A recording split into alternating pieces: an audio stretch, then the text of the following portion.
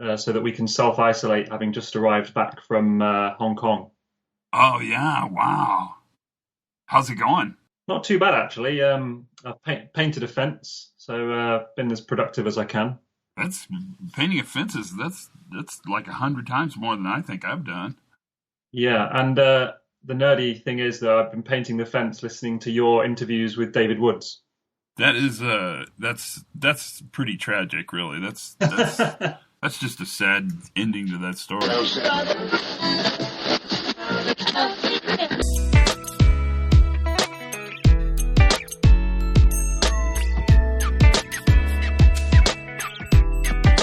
Hey everybody, Pre-Accident Podcast, Todd Conklin. How are you doing? Are you crazy yet? Just asking. I mean, I'm not going to report you, so you can be honest with me if you feel like you're a bit crazy. I think I'm going a little crazy. But I'm getting to talk to a lot of cool people. That's good. I mean, you know, through appropriate social distancing. Don't get me wrong. I'm not out there on the streets. In fact, I think I said this kind of in a teaser the other day, but this has to be the longest I've ever been home ever. And it's not bad. Not at all, actually. Not bad at all. I'm getting, I'm getting, well, I almost said I'm getting stuff done, but that would be kind of a lie. I'm okay with knowing that what's happening is what's happening, which sounds kind of guru-y and what is the sound of one hand clapping and sort of stuff. But I don't know. I don't, sometimes I think there's so much going on in the world that it kind of overwhelms us, and we need to create a little space where, you know, watching TV or sitting silently and thinking, crap, an hour just went by is maybe an okay thing. I don't know. I mean, you'll have to tell me. We're in this together. But it seems like a huge waste of energy to feel guilty for not doing something because you didn't get it done. But still, you'll probably feel that way. I mean, that's pretty ingrained. It doesn't go away that quickly. Dang it. I wish it did. That would be great if it did go away. That would be amazing. Are you taking care of yourself? What are you noticing? Because I'm curious what you're noticing. And part of that is a function of this conversation. Today's conversation is with Adam Johns. So, and if you did it backwards, it'd be John Adams. No, it'd be John's Adams, but it's Adam John. And Adam spent a career in aviation safety and was most recently the dude at Cathay Pacific. He'll tell you all about that. That's coming up in the podcast. But it's interesting because our conversation, we really came up with sort of the three things we ought to be doing when we bounce forward out of this. When the crisis abates, however that efficiency thoroughness trade-off happens, and it will happen. When that crisis abates, what do we need to look for? What's this look like? What happens? And that was a really interesting conversation. And I think I needed it because it made me think about things, and so that's always good. And it was fun. It was a great time. I mean, that was really a good time to get to talk to somebody who's thinking about our world and resilience and restoration, and living in the middle of it and in the process of giant life change. Because why not put all this crap at the same time? I mean, it seems like now is as good a time as any to have a complete life change. Why not? You know, was it going to give you more stress? I don't know if you can have more stress. That's my theory on that. But other than that, the conversation's great. The podcast is strangely, weirdly popular. Thank you very much. I mean, I know that my job on the podcast is just to put interesting stuff up here. I get that. And it's never really been, it's just a conversation, and it's always just been to build community and have fun. It's clearly scratching an itch for people somehow, because the number of people that listen and comment are higher than they've ever, like a lot higher, like by a factor of 4 higher. So there's a lot of your peers and associates around the globe that are hanging out with us. So, you know, say hi to them when you go by. But mostly it's just fun to hang out with you and see what you're doing and see how things are going and kind of hanging out just like we always do. It's just right now we have a lot more to talk about. So we oftentimes don't have that much. We have to make crap up to talk about. But now we got all sorts of things to talk about. And so that's a good thing as well, and pretty valuable. Today's podcast is going to be interesting because this idea of what happens when we start to re-enter the world is really an interesting idea to me, because the belief that somehow we'll just pick up where we left off is simply not true, and couldn't be true. I mean, this is a gigantic intervention that will change everything. I mean, you think about it. If you're a graduating senior this year, think how different your life's going to be, because you're not going to get to graduate. If you're out there starting your life anew, just jumping into the job market, this is a pretty crappy time to do that. If you've had to adjust jobs because your job went away, there's a lot of fear and anxiety. And knowing at least the conversation around what bouncing forward looks like, that conversation is pretty important to have. And so that's really where this conversation led. I never have questions or agenda, or I don't even really talk about what we're going to talk about before you. If you've been on the podcast, basically we just call and start chatting because there's tons of stuff to talk about. That's where this led us. And I think it's a pretty interesting place to be led to which to be led. How do you say that in grammatically correct fashion? It's a good place to go. Maybe that's a better way. Because I think this thinking, albeit kind of a couple of friends sitting around talking, this thinking's pretty valuable. And it kind of it seeds the idea of what the future will hold for us in a little bit more firm way. So listen and see what you think. This is Adam Johns, and we're just going to have a conversation about the world right now and what's going on and what it's like to move from Hong Kong back to the UK, back to England, because there's a pretty big adjustment period there just because you're coming out of Hong Kong. So listen carefully, sit back and relax. Thanks for being part of the podcast. Maybe we'll talk more at the end. Maybe, if you're good. Here we go. I have been working in the aviation industry for just over 10 years now. I recently moved back from Hong Kong to the UK. I was in Hong Kong for just over 4 years working for Cathay Pacific. Cathay are a large airline based in Asia. They're kind of the de facto flag carrier for Hong Kong. Been around for over 70 years, over 200 aircraft, and normally carry about 40 million passengers a year, but obviously those numbers aren't going to be achieved this year. Before I was at Cathay, I used to work for the UK Civil Aviation Authority, and that's basically the equivalent of the FAA.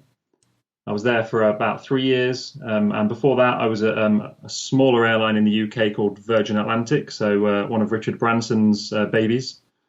And before that, I was working in a company that delivers flight data monitoring solutions, so the black boxes, looking at the data that comes off those. So I've spent about just over 10 years working in airline safety, really. So my background is flight safety analysis, safety management systems in aviation, risk management, that kind of thing. Wow, what an interesting background. Yeah. What led you to Hong Kong? So I'd been working for the regulator for a few years, and as much as I enjoyed working there and I was doing some really interesting things, I was quite sort of had a longing to get back into the industry, but I also had a desire to work abroad. And an opportunity came up at Cathay and ticked both of those boxes. So I jumped at it and was lucky enough to get in. Oh, wow. And the food alone is a reason to stay, in Hong Kong. Oh, yeah. I definitely put on a few pounds over there. Yeah, I think it'd be hard not to. So what are you doing now? You're clearly transitioning one more time? Yeah, so I was, I guess, a little bit unlucky. I resigned as part of a plan back in early January to come back to the UK, leaving Hong Kong for personal reasons rather than professional. And it just so happened about 2 weeks after I resigned, all of the coronavirus news started. But I guess working in aviation, it was going to be difficult to sort of claw back that resignation. But I decided that we still wanted to come back to the UK and figure things out from here. Wow. That's there must be that just hearing you tell that story kind of gives me anxiety.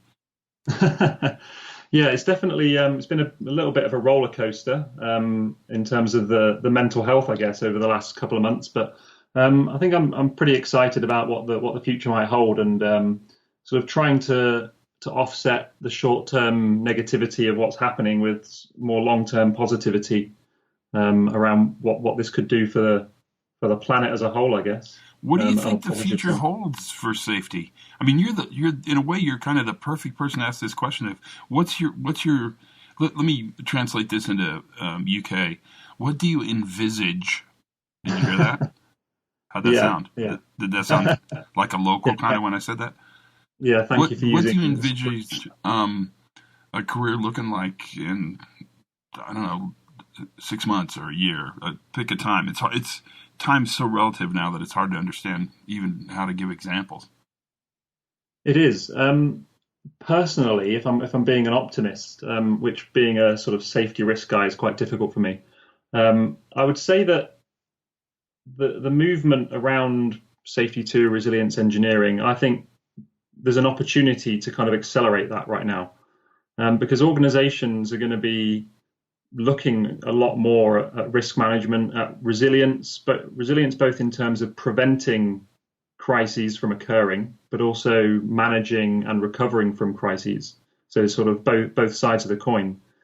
So I think as a science, as a practice, resilience engineering and the associated movements, I think there's a possibility that there could be a lot of work around, a lot of opportunities there. Do you think there'll be pressure on organizations? Well, aviation is a great example, to move away from efficiency and shareholder value more towards resilience and stability like that?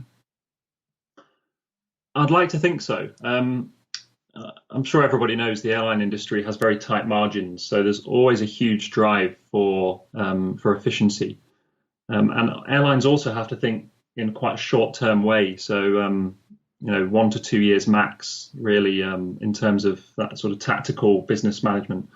But I can't see how any large organization, large or small, really, could avoid having to think about these things and having to think about building capacity back into their operations to be able to deal with not just a future pandemic, but any other crisis or challenge that our complex world might throw up in the next few years. Will we learn from this, do you think? I mean, have we set up the components necessary to learn from this catastrophic event we're having? I have to think back to 2008-9 with the global financial crisis. I'm not sure that a huge amount of lessons were learned from that. So part of me is a little bit pessimistic, but I think that this is almost an order or two of magnitude more significant than that. So yeah, I would agree. I think that if the right people get the right airtime in the media and in front of governments and United Nations bodies and things like that, then I think we could hopefully sort of see some positive learning come out of this. So how do we talk about resilience so the right people are hearing us?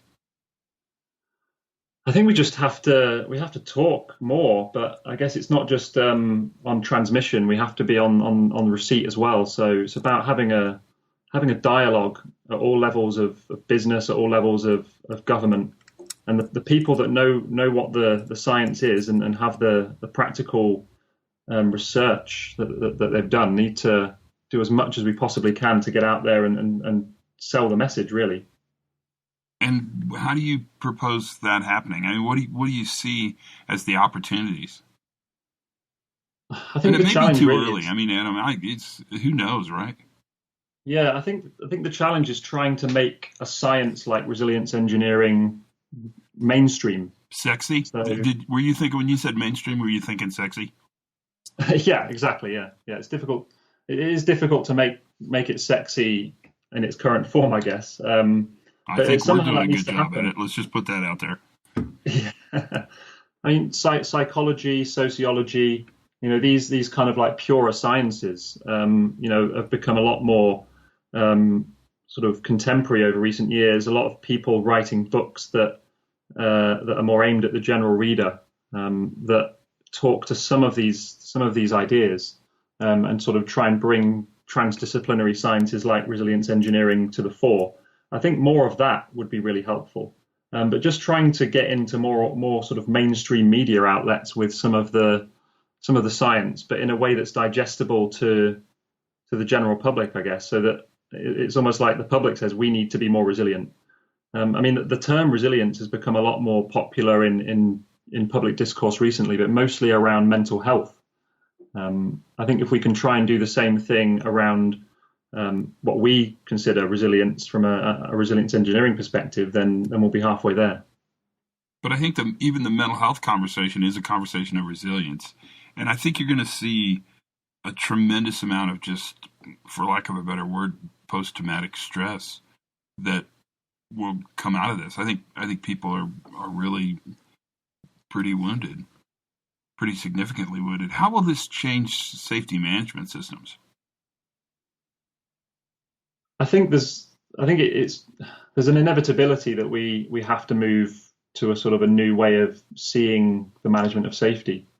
I think if we just sort of take it broader than safety, generally at all levels of business and government, there's been a failure of foresight here, and it's not that we didn't know there was a possibility of a pandemic. It's that we probably didn't judge the potential impact and the likelihood, to use the traditional measurements of risk. We didn't really judge those correctly. I think it appeared on the latest World Economic Forum top 10 global risks. I think pandemic appeared at number 10 on impact, and I'm not sure it appeared on the likelihood scale out of the top 10. So as a society, we didn't really address this from a risk management perspective in advance. So I think that's kind of a story that tells us that we need to do more, whether that's generally around how we manage risk or if it's more specifically around how we manage safety risk. But we need to use that as a sort of a jumping off point. And as you spoke to David recently, it's about bouncing forward. We've got to use this as a springboard to push ourselves forward to introduce some of this new science into business. And that bouncing forward idea is really appealing at a bunch of levels, at least to me, because it means we can move incremental. We can move more than incrementally. We can move exponentially over parts of our systems that were seen as less than attractive when tested. Yeah, yeah, and one thing you could see about this is, I think you've discussed it on previous podcasts, how when these sorts of crises happen, big decisions that normally take years or even decades to make are being made in a matter of days or weeks or even hours. Right. So, a university that's maybe been discussing moving some of its content, some of its courses online for the last 5 years, decides they have to do it out of necessity within a week. So if we try and sort of use that in the safety world, trying to introduce safety 2 or resilience engineering more scientifically into those organizations may have taken 5 years pre-pandemic, but post-pandemic maybe that transition could occur a lot quicker because there's more of an acceptance that that's needed in order for us to be ready for the next crisis that we may face. So that's an excellent point. I think you're right. In fact, I would suggest that point is maybe the perfect leverage point, because companies who let's talk about life-saving rules. Companies who've really pounded on these life-saving rules as a core component, the core plank of their safety value system throughout the organization. Once the pandemic happened, a lot of rules went away.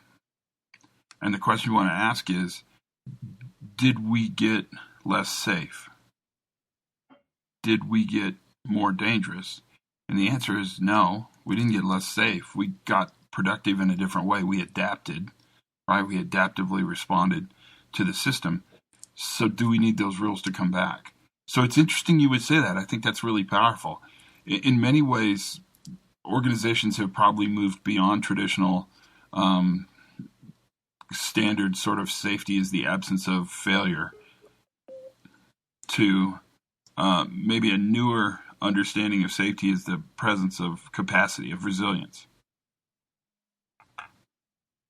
Yeah, I think that's a really interesting point you make about how, some of the policies or procedures that were commonplace and sort of seen as red lines pre-pandemic may have had to have been removed to allow for social distancing to take place or other things. Once things go back to whatever normal is, I'm sure normal won't be what it was. We need to kind of, before we go straight back to those rules, we need to ask ourselves, are those rules the right rules to have?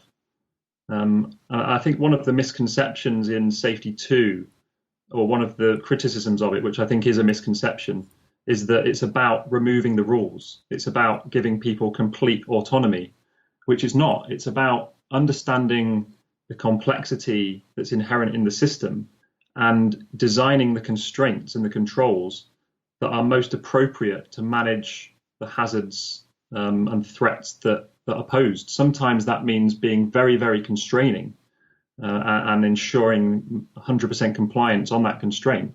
And sometimes it means providing kind of a broader spectrum to allow people to pick what they think is the best way to do the work. So I think after this is all calmed down a bit, rather than go straight back to those rules, we need to say, is that rule actually worth having, or should we possibly adapt it or change it? And how would we do that? What do you think the best way to do that would be? I think you've got to, I think observing the work in its natural setting to really understand it in the best possible way.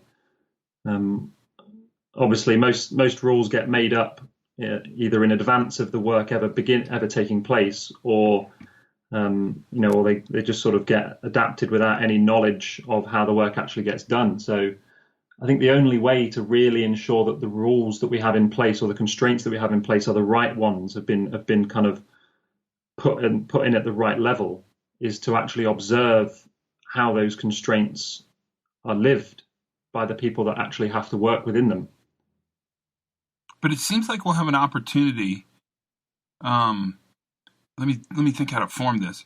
When people start to bounce forward, when they come back to work, and by come back to work, a lot of people are working. The essential workers are working, but when management and safety leadership comes back to work, the opportunity to observe work in the old way is gone.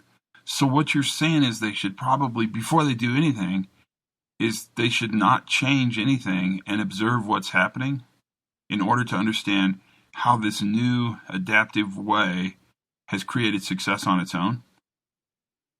Yeah, I mean, I agree with what you said, which I guess is a reflection of what I said. I would probably add a small caution there that some of these rules, may actually be genuinely necessary in kind of normal times. So don't kind of wait for months and months and observe the work whilst that rule is still not in place or reintroduced.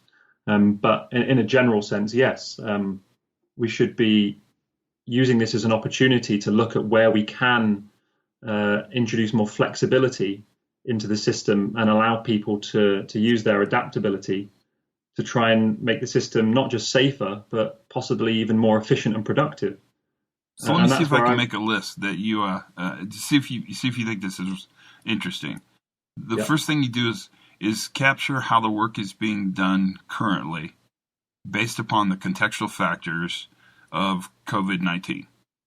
Yeah. Number 2, look at what rules are not being followed and ask, is it causing harm? Yeah. Then number 3, look at the rules that were supposed to be followed and ask, are they still necessary? Are they any longer necessary? Yeah, but possibly more nuanced than that would be to say, can this rule be adjusted or adapted to be more useful to the people that have to follow it? So it's not necessarily just a binary decision of keep it or get rid of it. It could be to change it, to make it more user friendly or to make it more beneficial to the people that have to use it. Is it fair to tell managers globally that the workplace they're going back to when the crisis is abated is not going to be the same workplace they left when the crisis happened? Whether or not that's true, I think it's a good principle to work off. I think it's always good to approach things with a fresh set of eyes and not necessarily to throw the baby out with the bathwater. I'm not sure if you're familiar with that term, but no, I'm not anti-baby. Of course, I'm familiar with that. You guys don't own that term. You own a bunch of weird stuff like vinegar and badger piss flavored crisps. We don't own that. We don't even want that. You can keep that on your side.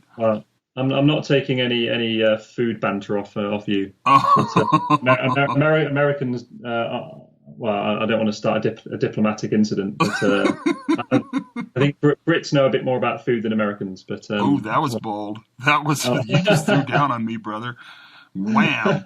Yeah, because if you want good boiled food, England is the place to go. Yeah, maybe back in the 70s, but fair enough. Things have moved on a little bit from there. It's interesting to me that what we've talked about is probably a really important topic that I hadn't really thought of, and that is kind of a go-do, an action list, if you will, to think about upon re-entry. The bigger question, I guess, is what does re-entry look like and when will it happen? And how can we leverage our organization so that we really, truly do bounce forward? And I think that's the conversation we're having.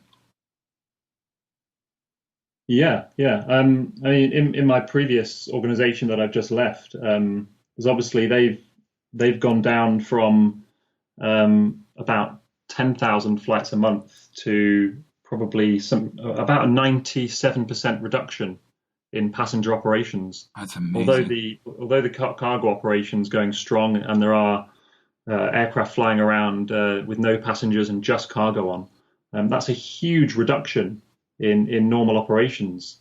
And actually, the Flight Safety Foundation, who are an NGO in the US, but all provide sort of global support to the aviation industry.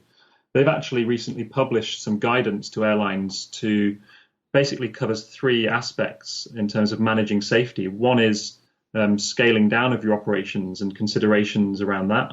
One is dealing with your operations at a downscaled level, and the other is how to get back to safe operations once you ramp up again, whenever that is, and to whatever level that is. And I think yes, that's a kind of an NGO and a global organization publishing that. But I think that's the sort of thing that most industries and associations should be looking to do is to provide support to organizations that says this is how you can, or these are things you need to think about at various stages of this unprecedented situation.